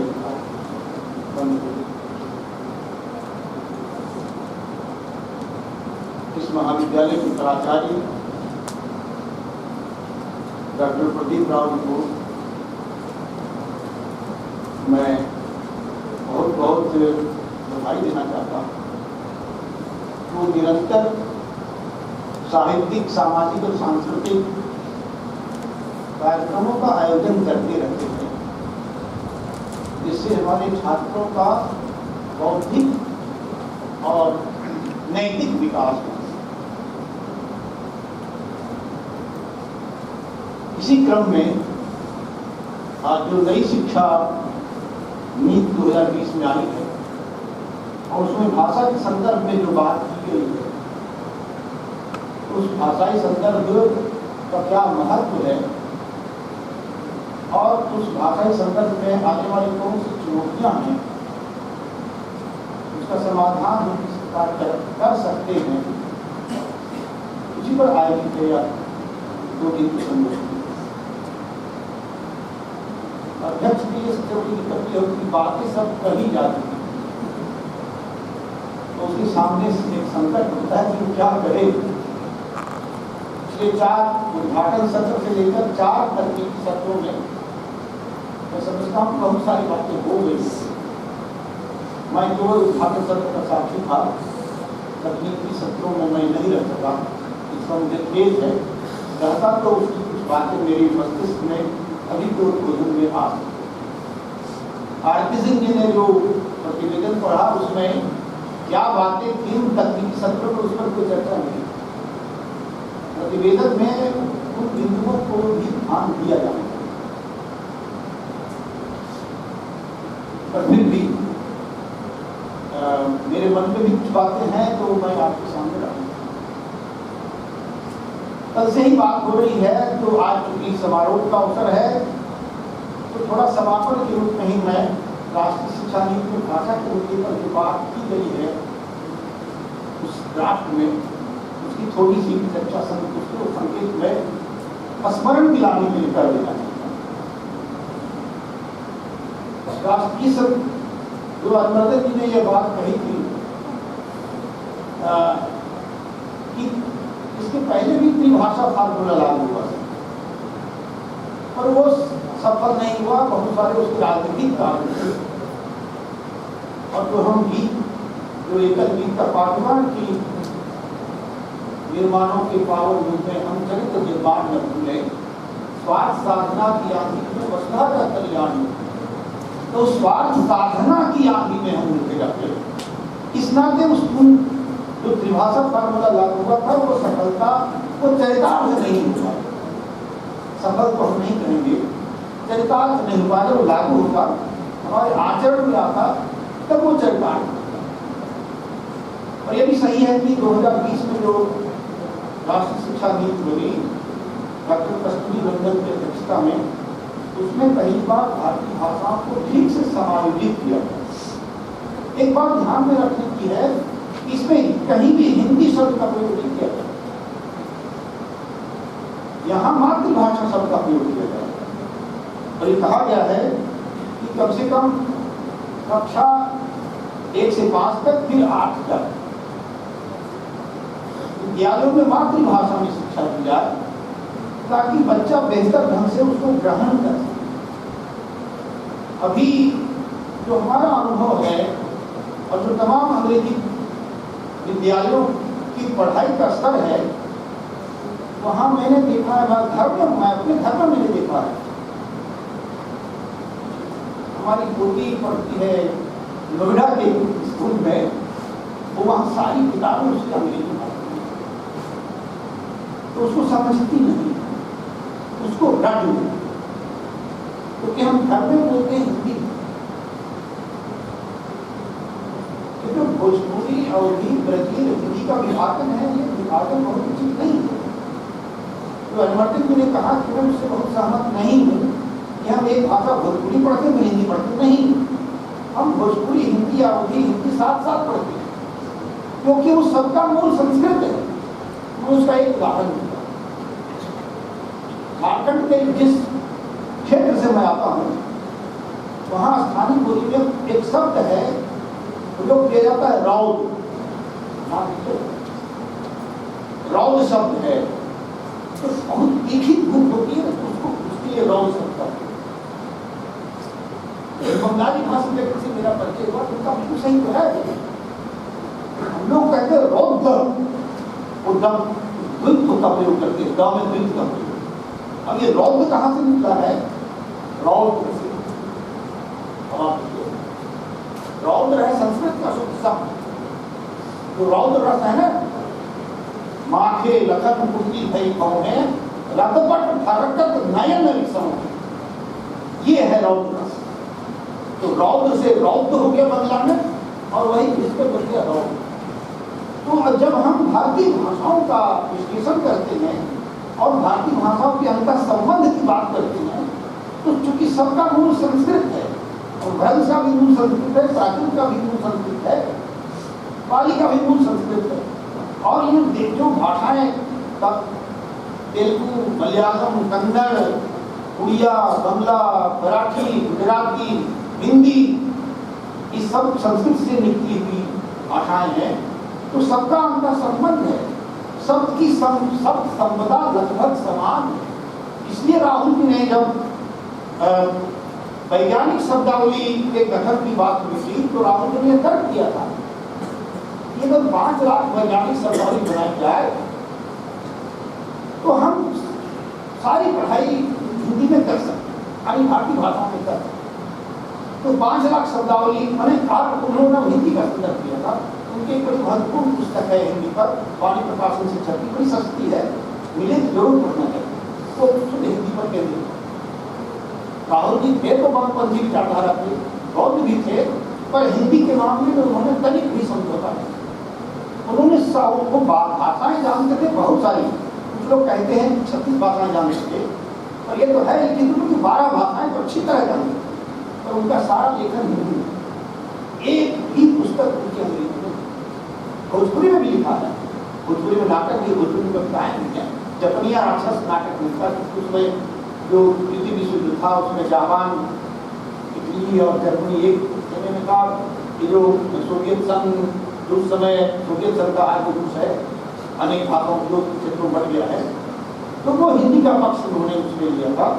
साथ आपको 5 लाख भाषाएं उस पर बहस हुई, तो बहस में उन्होंने लिखा स्पष्ट रूप से कि परिषद के बाद विवाद की ये बात तथ्य सामने आई कि हमारी शब्दावली का जो वैज्ञानिक शब्दावली बनेगी वो तत्सम में बनेगी, क्योंकि तत्सम ही वैज्ञानिक है, वो समान रूप से पूरे देश में प्रचलित। तो तत्सम के आधार पर जिस भाषा का विकास अगर हम करेंगे, तो क्योंकि वहाँ अरबी फारसी से बड़ा विवाद था, हिंदी क्षेत्र में पंजाब से जाओ, अरबी फारसी का काम ले लो, मेरा काम हिंदी प्रदेश जाइए, तो उसमें अरबी फारसी जिस हिंदी में हमने करीब तो बताते कि 6000 शब्दावली अरबी फारसी की हिंदी में है, जो तो उस द्वंद को मिटाने के लिए उन्होंने उसका सब एक उदाहरण में हरिमंदन जी ने बात कही, तुम्हें ध्यान में आ गई कि मैंने कहा उसका ये करना जरूर। नई शिक्षा नीति में ये कहा जाता है कि सरकारी जो उद्देश्य सरकार का ये जो भाषा नीति है बहुभाषावाद को बढ़ावा देगा। ये शिक्षा नीति की विशेषता है कि वो राज्यों पर कोई भाषा विशेष थोपती नहीं। जो दक्षिण भारत के लोग कहते हैं कि हिंदी हम पर थोपी जा रही है या बदला किया किसी राजनीति के तहत, ये किसी भाषा विशेष को किसी राज्य पर थोपती नहीं है सरकार ने, ये इसकी एक विशेषता है। यह सांस्कृतिक विविधता और वैशिष्ट्य के आधार पर तीन भाषाओं के चयन की स्वतंत्रता देती है। एक रूप में बात इस शिक्षा नीति में यह कहा गया है कि भारत की भाषाई विरासत के संरक्षण पर बल देती है। जो शास्त्रीय भाषाओं में किया कि ये संस्कृत, पाली, तमिल, तेलुगु को भी अभी शास्त्रीय भाषा का दर्जा दे दिया गया है, उनके भी विकास संरक्षण पर बल देती है। इस भाषा की यह भावना अंतर्निहित है। उसमें कहा भी गया है कि उत्तर भारत के लोग दक्षिण भारत की एक भाषा तो राष्ट्रीय शिक्षा नीति में देशी भाषा या मातृभाषाओं पर जो बल दिया गया है उसके पीछे कारण क्या है? उसके पीछे जो कारण है बल देने का सबसे बड़ा यह है कि मनुष्य हमारे बहुत सारे भाषा वैज्ञानिकों ने, साहित्यकारों ने, चिंतकों ने बहुत विचार विमर्श के बाद यह निष्कर्ष निकाला कि मनुष्य अपने आप को सर्वोत्तम रूप में अपनी मातृभाषा में व्यक्त कर सकता है। अब व्यक्ति का सर्वोत्तम माध्यम मातृभाषा है, इसलिए उन्होंने मातृभाषा का प्रयोग। अच्छा, वो दूसरी बात कि भाषा जब कोई आती है तो भाषा अकेले नहीं आती है, अपने साथ संस्कृति को भाषा का संस्कृति के साथ गहरा संबंध। भाषा जब हम आप देखिए कि जब अंग्रेजी आई तो अंग्रेजी अपने साथ अंग्रेजी संस्कृति को भी लिया, और जब मेघालय ने शिक्षा नीति को लागू की उसका उद्देश्य था कि भारत भारतीयता से कट जाए, जिसमें बहुत हद तक सफल हुई। और जो उस समय आपको एक बड़े विचारक हुए हैं धर्मपाल, जिन्होंने अब 11 खंडों में जिनकी पुस्तक प्रकाशित है, तो भारतीय मानस चित्रकाल उनके साहित्य का ये पहला खंड है। उसमें उन्होंने बड़ी पीड़ा के साथ लिखा है कि 1803 के आसपास यहाँ का जो एलिट वर्ग था, अभिजन वर्ग, वो पश्चिमोन्मुख हो गया। अब वो लक्ष्य लगने लगा था कि हमारे पास न तो कोई प्रतिभा है, न प्रमा है, न प्रतिमा। और इसके सबसे बड़े उदाहरण है राजा राम मोहन राय। राजा राम मोहन राय हमेशा वकालत करते रहे अंग्रेजी की, और आप उनकी विनम्रता देखिए। जिस राजा राम मोहन राय को हम आधुनिक भारत के निर्माता के रूप में जानते हैं, बड़े युग निर्माता के रूप में जानते हैं, सती प्रथा काम के रूप में जानते हैं, जो कि सती प्रथा जैसी कोई चीज हिंदुस्तान भारत में ही नहीं पता है। चिटकुट व्यक्तिगत उदाहरण हो सकते हैं, पर प्रथा जैसी कोई चीज नहीं। इस पर मीनाक्षी जैन ने बड़ी गंभीर पुस्तक लिखी है कोर्ट पर कि भारतवर्ष में सती प्रथा जैसी कोई चीज नहीं। पर हमको बचपन से सिखाया गया कि यहाँ सती प्रथा थी। सती प्रथा का उन्मूलन राजा राम मोहन राय ने किया, उसमें लॉर्ड विलियम बेंटिक ने सहायता की, और उस समय कानून बना। यह एक बहुत ही एक झूठा नैरेटिव था। इस नैरेटिव से भारत फंसा और हम उसके शिकार। हम लोगों ने कक्षा 8-9 में अंग्रेजी में जो पुस्तक पढ़ी थी उसमें इस पर पढ़ा। यह हमारी जो गुलामी की मानसिकता थी उसका एक चरम उदाहरण था। तो हमारी राजा राम मोहन राय निरंतर वकालत करते रहे कि हम पश्चिमी विद्या का ज्ञान तो हम पश्चिमी भाषा में ही प्राप्त कर सकते हैं। पश्चिम के लोग भारतीय ज्ञान की प्राप्ति अपनी भाषा में कर सकते हैं, उसके लिए हिंदी या संस्कृत जरूरी नहीं है। पर हम अगर पश्चिमी विद्या की प्राप्त करना चाहेंगे तो हमको पश्चिमी भाषा और अंग्रेजी में ही करना पड़ेगा। आप देखिए ये तो अंतर विरोध है, ये द्वंद्व है भाषा का। वहीं इसी भारत में इसी इसी को बाद में अज्ञे ने, मैं ज़्यादा समय नहीं दूंगा, इसी को अज्ञे ने कहा था कि हमारा जो सार्वजनिक जीवन है वो एक दूषण से ग्रस्त है। उस दूषण को हम कहते हैं अंग्रेजी का अभिजातवाद। आज जो सबसे बड़ा संकट हमारे सामने है कि हमारा जो पढ़ा लिखा तथा कथित पढ़ा लिखा वर्ग है वो अंग्रेजी की अभिजातवाद से ग्रस्त है। एक बार बार मैं एक लेख डॉक्टर कृष्णचंद्र भट्टाचार्य के लेख का उदाहरण बार बार देता हूँ। बहुत बढ़िया लेख है वो। कभी पढ़िए लेख अंग्रेजी में 1928 में उन्होंने वो हुगली कॉलेज के प्रिंसिपल थे, उन्होंने अपने छात्रों के बीच में भाषण दिया था। बाद में छपा इंटरनेट पर उपलब्ध है। स्वराज इन आइडिया, वैचारिक स्वराज इसका अनुवाद किया। उसमें उन्होंने लिखा है कि सबसे बड़ी गुलामी सांस्कृतिक गुलामी होती है और वो भाषाई गुलामी से आती है। एक और महत्वपूर्ण बात उन्होंने कही कि गुलामी आरंभ तब होती है जब हम गुलामी को बुराई के रूप में ग्रहण करना छोड़ दें, और गुलामी तब गहरी होती है जब हम गुलामी को बर्दाश्त करें। तो अंग्रेजी की गुलामी को हमने वरदान मान लिया है। हमने मान लिया है कि अंग्रेजी ही ज्ञान का पर्याय है, जबकि हम सब जानते हैं कि पश्चिम का जो दर्शन है उसकी अभिव्यक्ति की सबसे बड़ी भाषा कौन है? जर्मन। साहित्य और कला, पश्चिमी साहित्य और कला की सबसे बड़ी भाषा कौन है? फ्रेंच। और विज्ञान की भाषा है रूसी। ये सबसे बड़ी बात है, पर इसको हम अंग्रेजी के व्यामोह में इसको छुपाए। तो अंग्रेजी का व्यामोह है, ये हमारे सामने, मैं जब चुनौती पर सुनता हूं, हमारे सामने कोई चुनौती दूसरी है ही नहीं। हमारे आपसी भाषा विवाद हमारे बीच नहीं है, वो उसको हम उस विवाद को हम परे रख सकते हैं, उससे ऊपर उठ सकते हैं।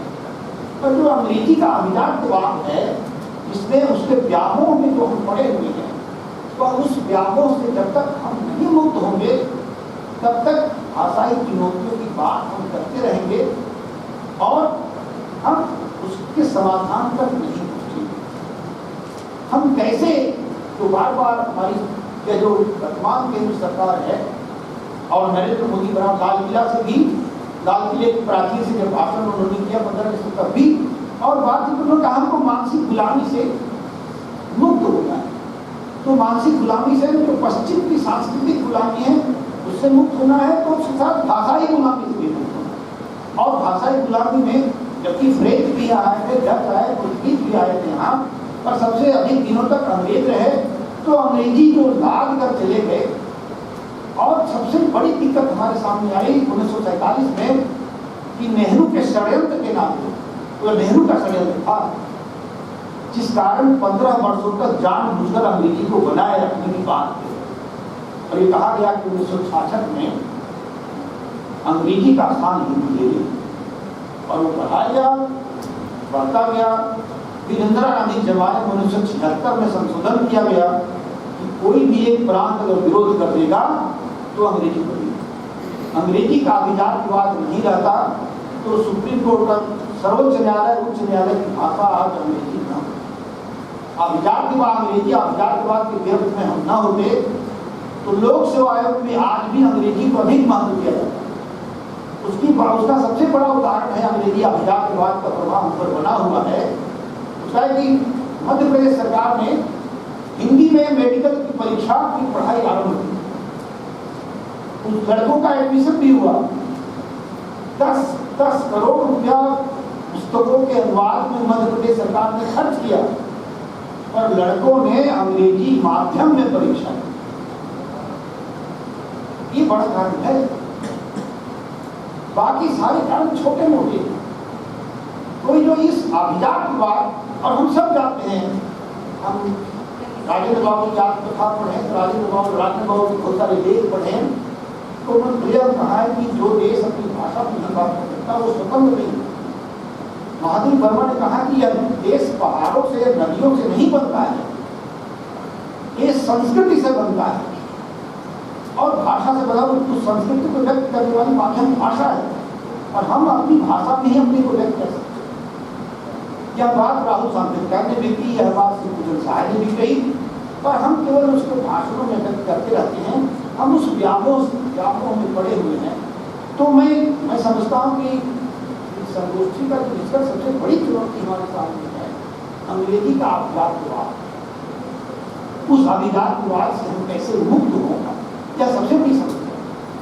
उसके लिए उसमें क्या किया है आज हमारी जो पीढ़ी है, नई पीढ़ी या पुरानी पीढ़ी, नई पीढ़ी हम दोस्तों देते हैं जो स्वतंत्रता प्राप्ति के बाद भी जो पीढ़ी शासन कर रही थी, वो अपने को अंग्रेजों का उत्तराधिकारी मानते, वो भी अपने आप को विदेशी। आज आप जितने ब्यूरोक्रेट्स हैं, IAS हैं, IPS हैं, IFS हैं, आप उनका तेवर देखिए, वो तेवर वो देसी अंग्रेज हैं बन जाते हैं, क्योंकि उनकी शिक्षा दीक्षा भी उनका उसी रूप में होता है, उनका जनता से संबंध नहीं। इसलिए लोहिया जी ने कहा था कि हमारा देश कहा लोकतंत्र बढ़ेगा, कहा अंग्रेजी के रहते हमारे देश में लोकतंत्र तो क्या ईमानदारी भी नहीं आ सकती।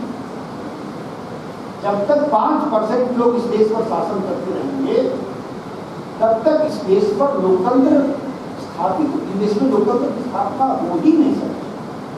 लोहिया जी साहब ने भी भाषा की बड़ी चुनौती थी, लोहिया जी का संघर्ष किया था, उनके मुंह में यही बात थी, पर वो हाथ में 3 बार रह गया। वो अंग्रेजी के अभिजातवाद से हम तब तक मुक्त नहीं हो पाए। कैसे मुक्त हों, यह बड़ा यक्ष प्रश्न है, और जब तक हमको इससे मुक्त नहीं मिलेगी तब तक हम अपनी जो भाषा है उसका विकास नहीं कर सकते। कुछ प्रयत्न हो रहे हैं, IIT ने भी भारतीय भाषाओं का समावेश किया है अपने यहाँ पर। जो प्रबंधन संस्थान है, जो मैनेजमेंट के इंस्टीट्यूट हैं, उनमें भी विकल्प के रूप में हिंदी को स्थान दिया गया है। इतने IIT हैं या मेडिकल कॉलेजेस में भी हिंदी को प्रवेश मिलता जा रहा है। क्या प्रयत्न हो रहे हैं, हो सकता है एक दिन हम सफल हों। हम सब हमें निराश नहीं होना चाहिए, प्रयत्न करते रहना चाहिए, क्योंकि हमारे सामने एक बड़ा उदाहरण है एक देश का। देश बहुत ही छोटा है, वह है देश इजराइल में कोई जो जहां आज इजराइल बना हुआ है वहां कोई यहूदी रहता नहीं। वो अमेरिका में, रूस में, तमाम विभिन्न देशों में, जर्मनी में तो उन्होंने हॉलोकॉस्ट का सामना किया, पर वो जब एक यहूदी दूसरे यहूदी को पत्र लिखता था तो हम कहते आदरणीय भाई नमस्कार प्रणाम, तो नमस्कार प्रणाम नहीं कहता था, वो कहता था अगले साल यरूशलेम में। और रूस के एक यहूदी ने कहा जब तक एक भी यहूदी जीवित है तब तक इजराइल को साकार करने का सपना जरूर पूरा करेगा, और वो पूरा किया 1948 में। और एक मरी हुई भाषा हिब्रू को उन्होंने राष्ट्रीय भाषा का दर्जा दे दिया। मेरी लड़की 3 साल इजराइल में भी है, उसने बताया हमको कि वहाँ के वैज्ञानिकों जो वैज्ञानिक हैं इंस्टीट्यूट के, उनकी अंग्रेजी अच्छी नहीं, तो सारा काम वहाँ हिब्रू में होता है। एक वृद्ध भाषा को एक देश में अपनी संकल्प शक्ति के माध्यम से, राष्ट्रबोध के प्रखर राष्ट्रबोध के माध्यम से उसने उस भाषा को जीवित किया, प्राणवान बनाया, उसमें कल्पनाएं की। और हमारे देश में तो नोबेल प्राइज विनर नहीं है, इजराइल में चले गए थे, अभी पूरा रो बना हुआ है नोबेल प्राइज विनर की एक पूरी गली है, वहाँ लेन है पूरा बना हुआ, और उन्होंने सारा अपनी भाषा में संबंधित, अपनी हिब्रू भाषा में सर्च किया। तो वह संकल्प शक्ति हमारे भीतर हो, वह राष्ट्रबोध हमारे भीतर हो, तो वह संभव हो सकता है। आज एक जो इस वर्तमान परिवेश में जो नव जागरण आया है उसमें राष्ट्रबोध का भी समावेश है। हमारे भीतर 2 चीजें होनी चाहिए जो इसकी बराबर चर्चा की जाती है, कि हमारे भीतर शत्रुबोध का अभाव है, कि हमारा शत्रु वास्तविक शत्रु कौन है, और दूसरा हमारा राष्ट्रबोध। जिस देश और समाज में शत्रुबोध और राष्ट्रबोध का बोध नहीं होता, वह देश बहुत अधिक विरोधी उस राष्ट्रबोध का भी जागरण हुआ है, शत्रुबोध का भी जागरण हुआ श्री हजारी सतयुगी के इस वाक्य से मैं उनके निबंध का इस विषय है, उसी से मैं अपनी बात समाप्त करना चाहता हूँ। क्या निराश हुआ जाए तो निराश नहीं करने में हम संकल्प शक्ति से अगर युक्त होंगे तो अंग्रेजी के आगे चलकर समय अंग्रेजी के इस अभिजातवाद से मुक्त होंगे। ये अंग्रेजी का अभिजातवाद का जो दूषण है वो अद्वैत का दिया हुआ शब्द है। उस दूषण से हम जिस दिन मुक्त होंगे, आत्मिक रूप से भी हम स्वतंत्र होंगे। हमको केवल चाणक्य का एक वाक्य याद कर लेना है, जगत एकम पुरस्कार ग्रामास्ते कुलम चले ग्रामों पदस्यार्थे आत्मा के बहुत बहुत